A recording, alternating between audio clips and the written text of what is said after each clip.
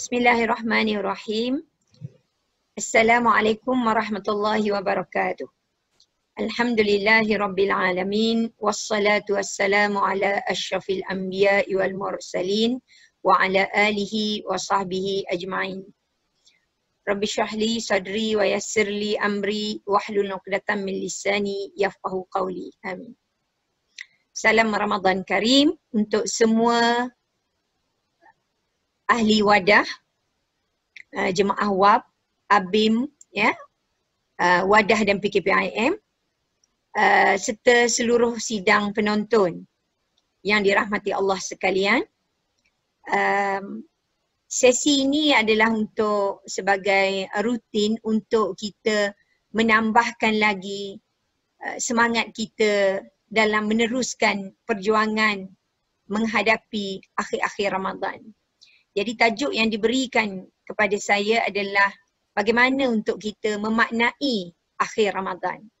Agar akhir Ramadan itu menjadi suatu yang bermakna, dan mudah-mudahan jika sebelum ini akhir Ramadan itu tidak begitu dapat dilaksanakan dengan sebaik mungkin, mudah-mudahan pada hari ini, misal kata 15 Ramadan, akan menjadi turning point untuk kita menghadapi 10 akhir Ramadan yang akan mewarnai corak kehidupan kita selepas ini, insya-Allah.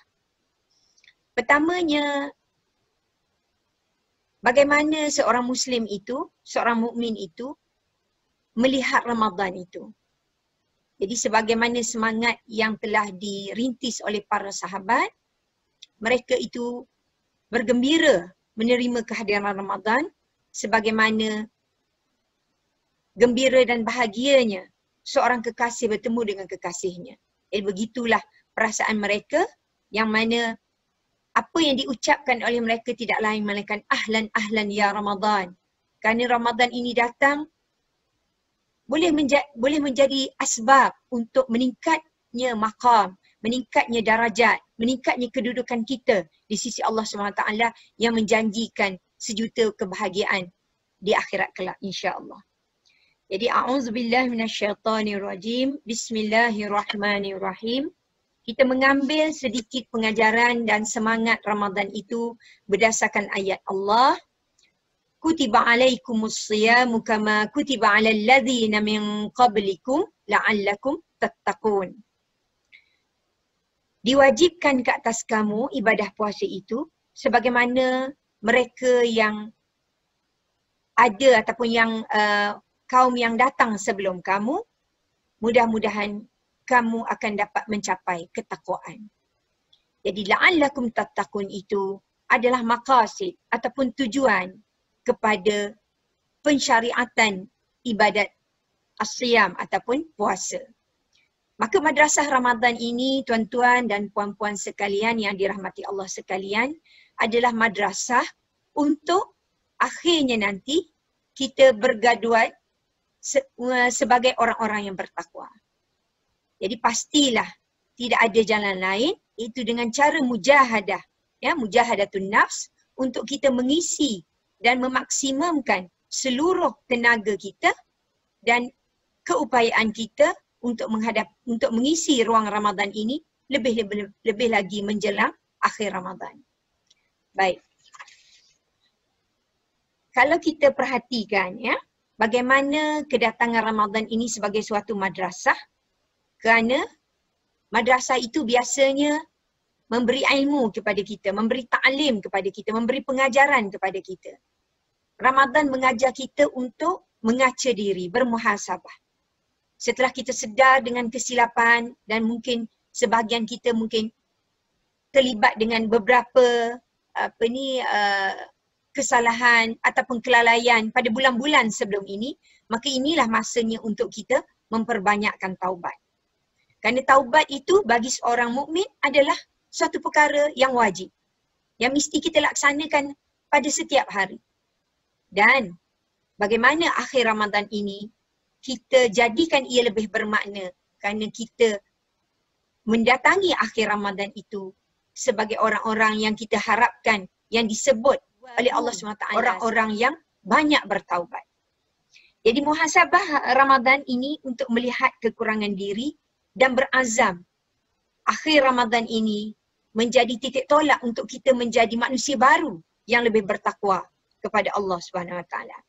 Dan dalam rangka untuk kita mencapai ketakwaan itu, tentulah tidak lari daripada kita mengabdikan diri kepada Allah, ta'abbud kepada Allah, menerusi hablum minallah, hubungan kita dengan Allah, dan juga hablum minan nas, hubungan kita dengan manusia. Dalam kita menjalani Ramadan juga, kita kena faham bahawa mungkin ada di kalangan kita ataupun sahabat kita ataupun keluarga kita yang diuji oleh Allah SWT menjelang akhir Ramadan. Mungkin diuji dengan sakit, mungkin diuji dengan situasi pandemik COVID-19 yang kita tak tahu lagi apa yang akan berlaku pada esok dan lusa. Ya, mudah-mudahan keadaan akan menjadi bertambah baik dengan berkat doa daripada semua kita dan dengan izin Allah Subhanahu Wa Taala. Dalam melaksanakan akhir Ramadan ini, jangan pula kita menjadi terlalu obses sehingga kita melupakan keupayaan diri.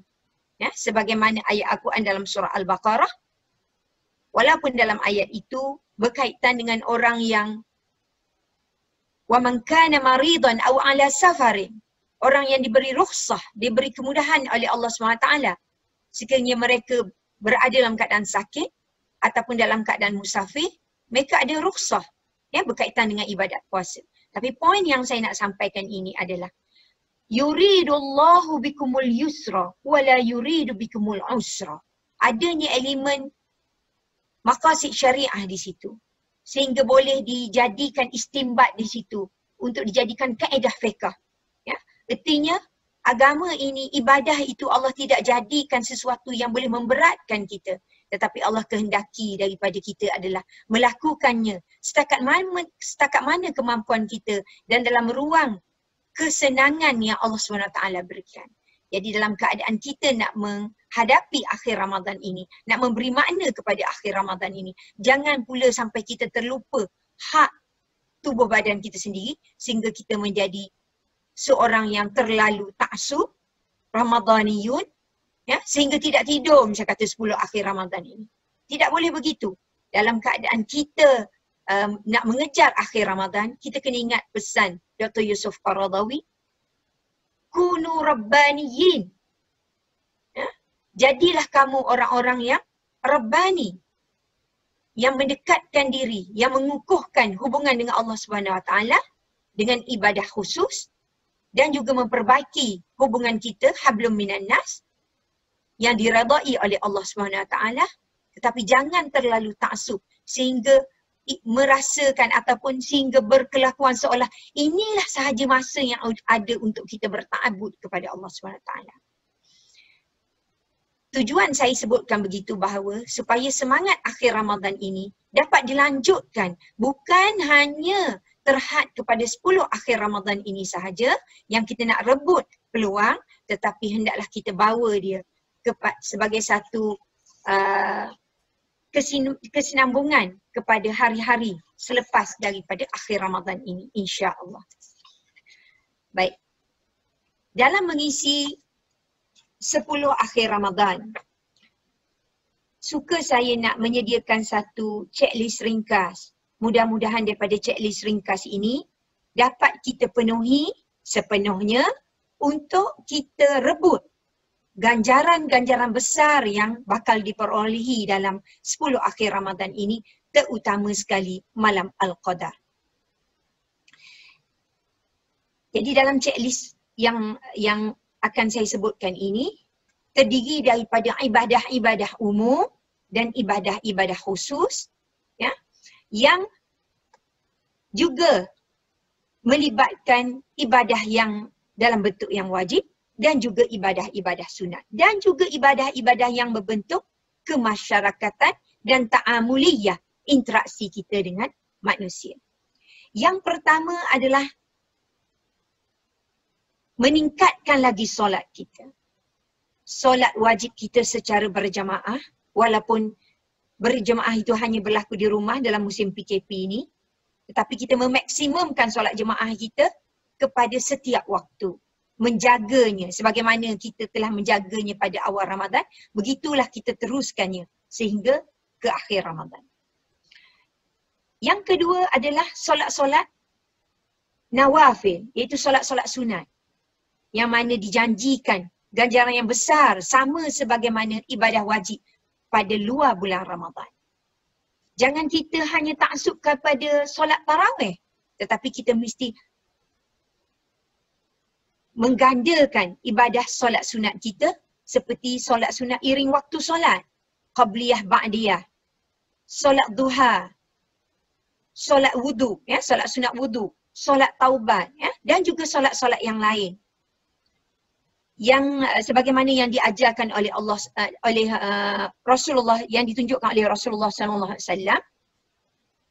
Yang ketiga, membaca Quran, ya, memperbanyakkan lagi bacaan Al-Quran menjelang 10 akhir Ramadan dan mengambil masa untuk bertadabbur, untuk memberi makna, untuk untuk kita memahami lagi makna-makna tertentu. Mudah-mudahan ini akan menjadi satu semangat kepada kita untuk memperbaiki diri dan kehidupan kita menjadi orang yang lebih bertakwa. Yang keempat, meneruskan amalan-amalan soleh. Fastabiqul khairat. Ya, hendaklah kita sentiasa berlumba-lumba, ya, dalam melakukan kebaikan dan kebajikan. Bukan saja kebajikan dalam bentuk mata wang ataupun wang ringgit, tetapi juga dari sudut tenaga, membantu keluarga, membantu jiran tetangga, ya, dalam untuk kita mengisi masa 10 akhir Ramadan ini tidak hanya terhad kepada ibadah khusus kita kepada Allah SWT, tetapi juga ibadah kita dalam bentuk ibadah yang umum, iaitu membantu manusia lain. Yang kelima, dalam 10 akhir Ramadan ini juga kita mengambil peluang, menggandakan lagi infak kita fisabilillah. Ya?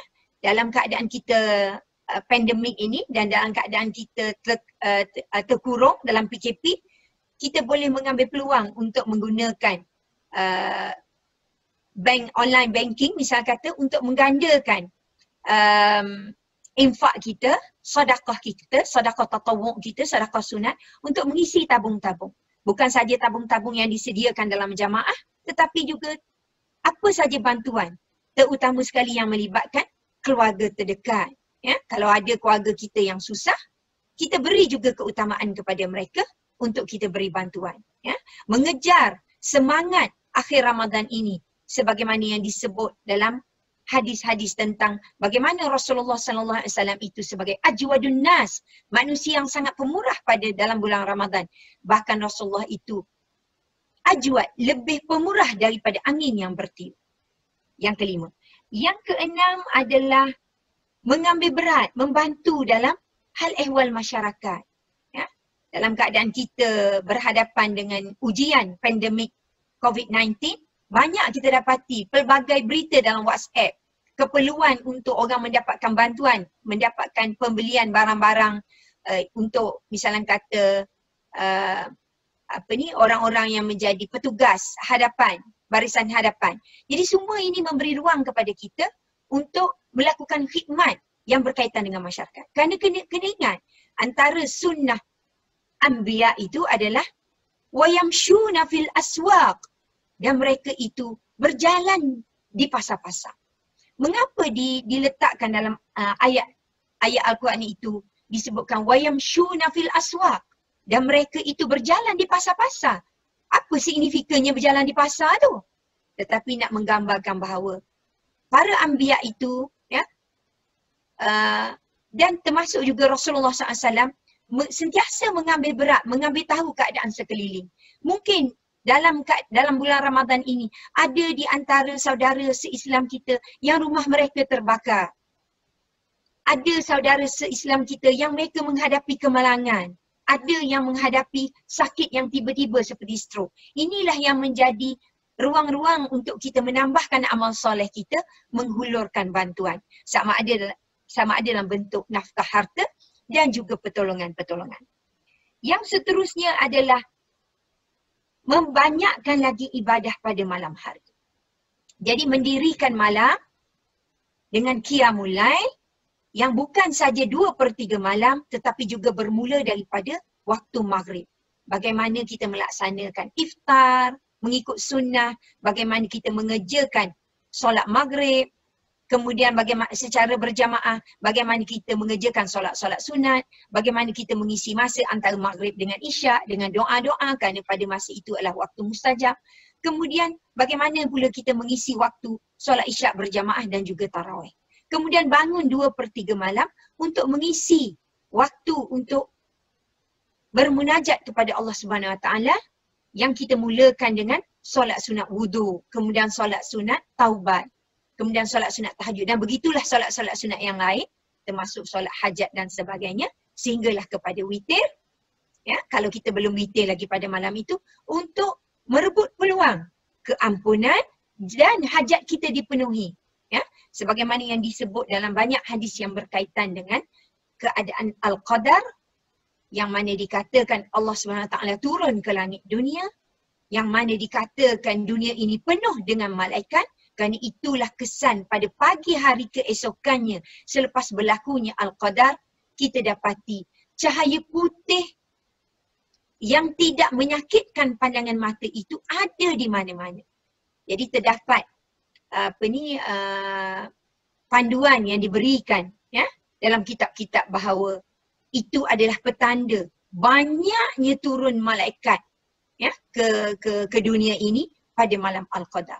Jadi malaikat ini turunnya apa? Untuk membawa rahmat kepada kita. Mudah-mudahan apa yang kita munajatkan itu, apa yang kita doakan itu, apa yang kita rintihkan itu, apa yang kita taubatkan itu, semuanya mendapat perkenan Allah Subhanahu Wa Taala dengan keizinannya dan rahmatnya, dan semua kita mendapat keampunan dan semua hajat kita yang Allah redai, Allah akan penuhi insya-Allah.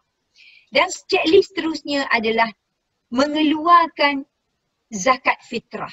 Ya? 10 akhir Ramadan ini juga perlu diingat ya tentang kewajipan untuk menunaikan zakat fitrah dari segi orang-orang yang berada di bawah nafkah kita, termasuk juga keluarga-keluarga terdekat ya yang mungkin menjadi tanggungjawab kita untuk kita keluarkan zakat fitrah. Dan akhir sekali adalah menghubungkan silaturahim. Dalam pada 10 akhir Ramadan ini juga kita kena mengambil masa sekejap, memberikan makna menjelang masuk 10 akhir Ramadan ini. Ada tak hamba Allah yang lain, terutama dalam keluarga kita, dalam lingkungan silaturahim kita, dalam lingkungan keluarga kerabat terdekat kita, yang kita lukai hati mereka, yang kita ada berbuat salah kepada mereka, yang ada kita zalimi mereka, yang ada kita ambil hak mereka. Jadi inilah masanya untuk kita memulangkan hak dan kita memohon kemaafan. Dan jika ada orang-orang yang tersalah dengan kita ataupun yang telah menzalimi kita, inilah masanya untuk kita mendapat sebesar-besar ganjaran daripada Allah SWT dengan memberikan kemaafan. Mudah-mudahan dengan penghayatan menjelang 10 akhir Ramadan ini, apa yang tertumpu di kepala kita bukan hanya setakat ibadah khusus, iaitu menggandakan amalan ibadah malam dan juga puasa, memperelokkan puasa di siang hari kepada Allah Subhanahu Wa Taala sahaja, tetapi mengambil ruang-ruang punca-punca untuk kita mendapat ganjaran yang besar pada 10 akhir Ramadan ini melalui apa yang telah saya sebutkan tadi, iaitu dengan selain daripada ibadah khusus, juga bersedekah, juga kita mengambil berat hal ehwal masyarakat, membantu mereka mengeluarkan zakat, ya, sama ada zakat wajib dan juga tatawwu', iaitu sedekah, dan juga memperbaiki hubungan silaturahim. Yang putus kita sambung, yang jauh kita dekatkan, yang retak kita baiki. Ya, yang mana telah baik kita suburkan lagi dengan kasih sayang, dan semua itu kita lakukan semata-mata libtigha'a wajhillah. Ya, untuk kita mendapat keredaan daripada Allah Subhanahu Wa Taala. Jadi mudah-mudahan ibadah pada bulan Ramadan, pada 10 akhir Ramadan ini memberi lebih makna kepada kita, iaitu kita jadikan ia sebagai kemuncak dalam kehidupan kita. Mudah-mudahan jika 10 akhir Ramadan ini adalah 10 Ramadan yang terakhir dalam usia kita, kita tidak lagi rugi. Jadi kita kena ingat juga amaran-amaran dalam hadis-hadis Rasulullah sallallahu alaihi wasallam tentang kerugian dan kecelakaan bagi mereka yang diberi peluang oleh Allah Subhanahu taala melalui Ramadan, melalui 10 akhir Ramadan, tetapi mereka keluar daripada madrasah Ramadan tanpa mendapat apa-apa keampunan. Jadi mudah-mudahan dengan sedikit tazkirah itu tadi menjadi satu semangat baru kepada kita untuk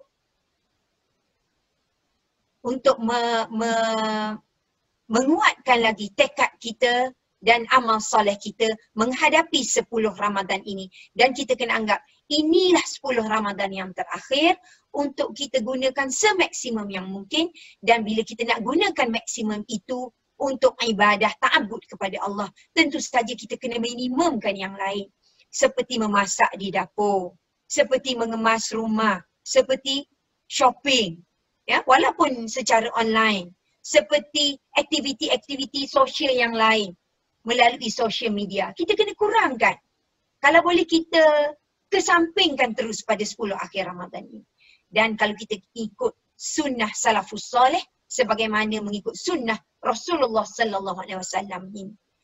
Rasulullah sallallahu alaihi wasallam hatta dalam hubungan intim suami isteri pun ditangguh dulu untuk 10 akhir ini, yang mana kaum lelaki dituntut untuk beriktikaf di masjid pada 10 akhir Ramadan ini, dan yang wanitanya diam di rumah, beribadah di rumah, memberi tumpuan ibadah di rumah. Dan begitulah, ya.